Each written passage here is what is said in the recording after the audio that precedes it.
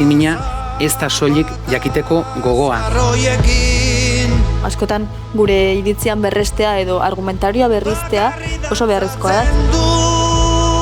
Eta eskerrak aldatzen juten geran, ez? Hola, eraikitzen juten geran eta atzo ginean eta gaur gerana desberdinak gadala.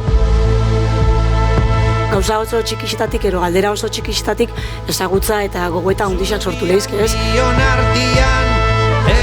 Erantzunen bilaketa horretan ere ulertu behar dela, batzutan min hartzeko arriskoa daula.